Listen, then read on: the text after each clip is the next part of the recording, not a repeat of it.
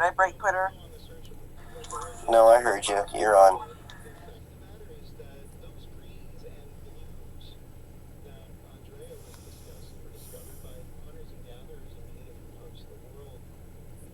I'm guessing Trans's phone just finally bit the dust. J-Man, what's your opinion about what happened tonight? Did you catch it? Did you catch the show?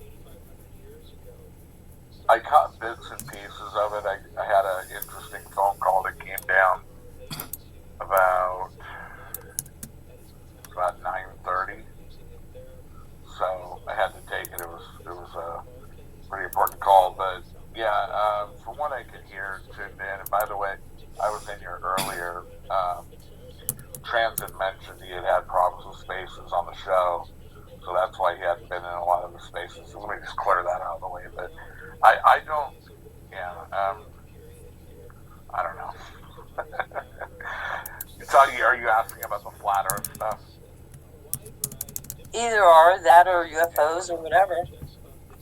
Well, I'll defer on the flat Earth stuff, but remember, I'm in San Diego and we had that weird event off the coast. I can't remember how long ago it was. Like way deep off of Coronado Island. 3 years. Was it 3 years? Yeah.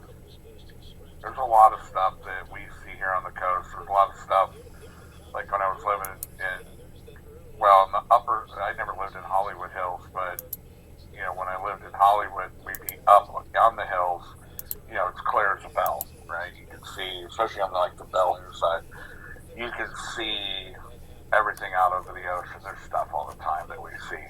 And it's not, Miramar's too far south, right? And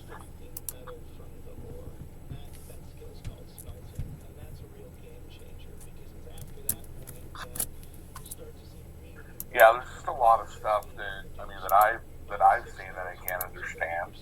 But I don't think I know that they're out there. This whole I don't know. I have a couple of lieutenant colonel pilots in my family, and I think they would be begged to differ at 30,000 feet or above.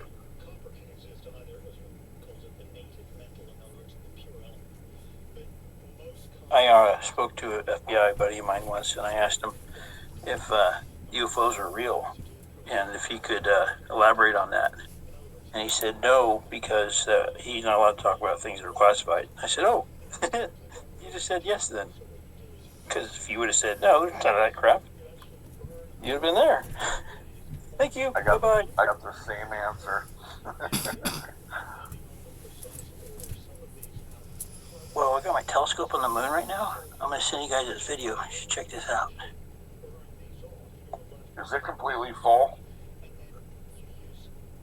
No, but there's a crater on the top part that looks like a big cavity right now because of the angle. It's really creepy.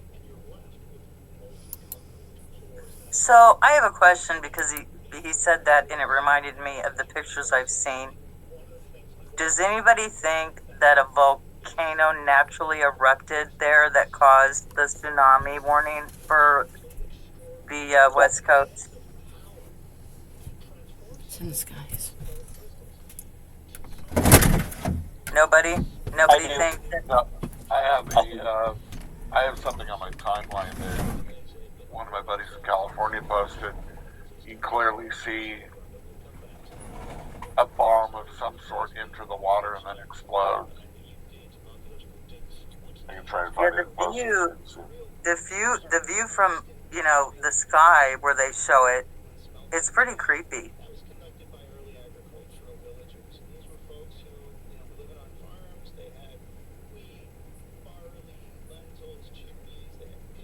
Sorry, currently staring at the moon.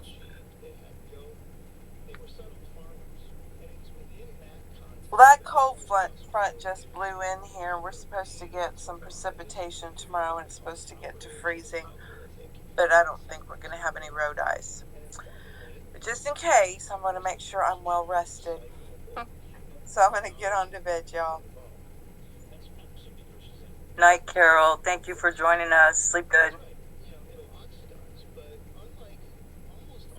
Night, Carol.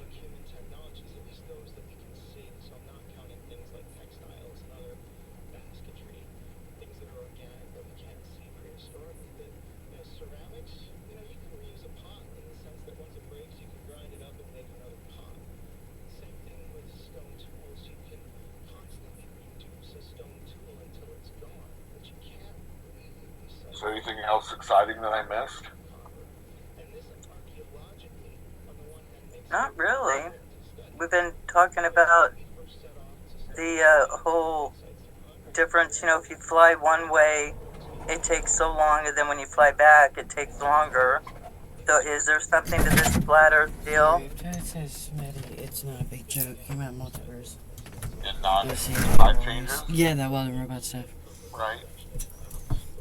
Flying from Texas to California, you get there 2 hours quicker if your clock is set on California time.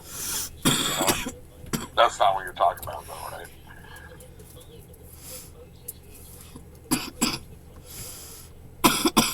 They're kind of bent on that one. They're processing it. Well, I mean, that's not what they're asking. They're saying it's not about the time change. It's about the way the Earth is formed. Why does it take an hour and 15 minutes to get there one way, but then an hour and 35 minutes the other? You know what I mean? Tailwinds, headwinds. I mean, Kevin could probably answer that.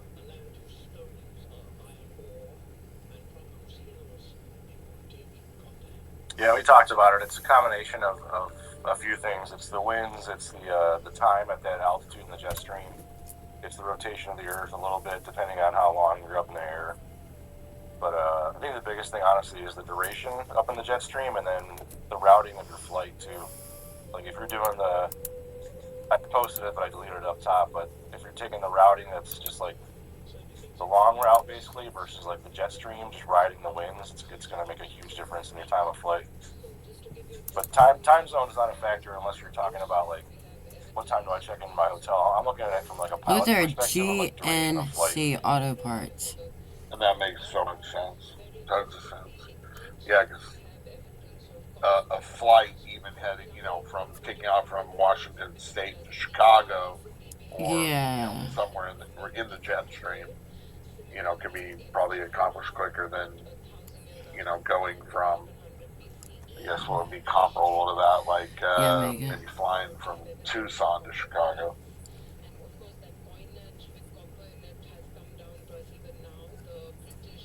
Yeah, like if you guys can recall, like you take a flight, I mean, the time at altitude is what it is, depending on how far you're flying, but that descent is always the long, ascending and descending is always the longest part of your flight. It can take like 45 minutes to an hour to get down to the ground from cruising altitude. So it's really, I think the biggest factor is the duration that you're up there in the thin air and all that stuff.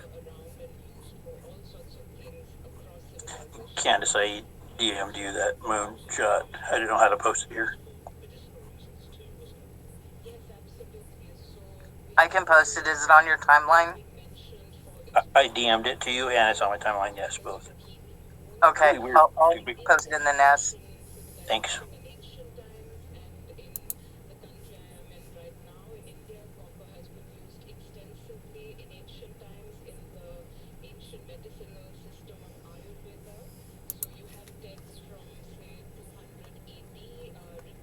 So since no one's going to bring anything else new up, I have a question about the moon landing. I'm not an anti-moon landing denier, but I've seen a lot of weird stuff about it lately. Number one, I've seen like NASA scientists talk about the fact that like we lost the technology to go back to the moon. And I've seen this like multiple NASA scientists talk about this fact. And it's comical when you think about there's more computer power in your iPhone than they used to get to the moon and land on it.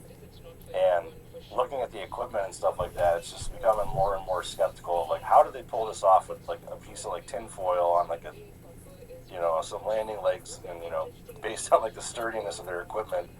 And I'm like, who is zooming the camera in and out? Who is filming and like doing like the cinematography while these two guys are on the moon by themselves? Who's doing this stuff while the third guy is up in orbit?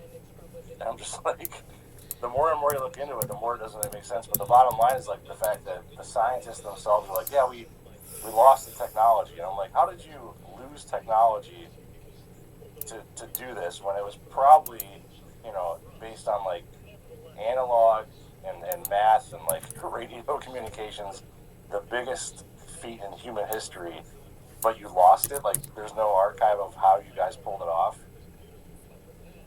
it's almost like a wag the dog thing, right? Where maybe it was. I'm not saying it was, but knowing the history of this country and certain organizations have done through Hollywood, right?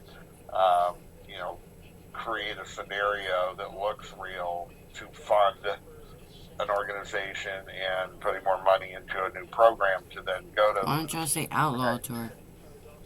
Does that seem Yeah, and the other thing I saw too is like I'm not sure if this is true or not. You guys can tell me if I'm stupid, but apparently there's like a radiation belt somewhere around the Earth that's like a couple 100,000 miles She's out from there. That's Spike's almost nursery. it's practically impossible Buffy for a the human Vampire being to Slayer. pass through.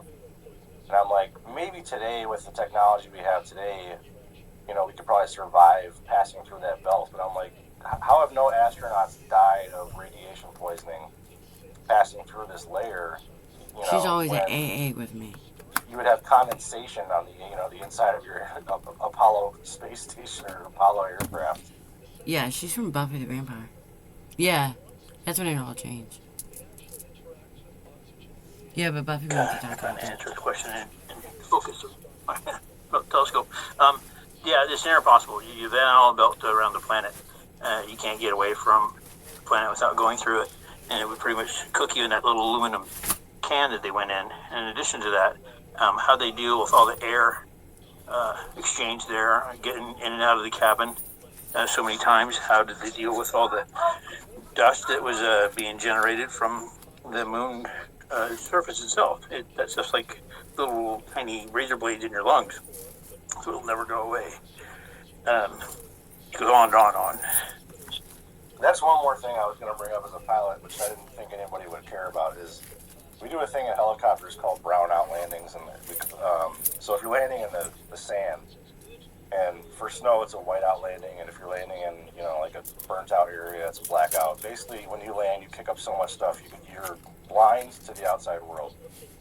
And I'm like thinking about it. I'm like, if they landed on this single propulsion moon lander in what we call as a joke, like sand at like Fort Irwin, California, is so beat up, it's like moon dust. We call it moon dust, but it's still sand on Earth. But if they could, with this rocket shooting straight down, of like what's controlling their descent to the moon surface, not completely like just lose all visual reference points and whatever else. And I watched a video saying they looked outside the window to land that thing, is how they flew it to the ground on the moon. I'm like, there's no fucking way if you're shooting a rocket straight down into the moon dust that you wouldn't lose all visual reference points whatsoever and just have zero chance to put that thing down with 4 legs on the ground.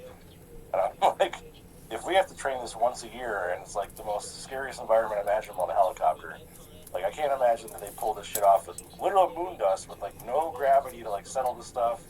There's no like, we can stop at a 10-foot hover and let it all dissipate and then finish it off. It was like a one shot.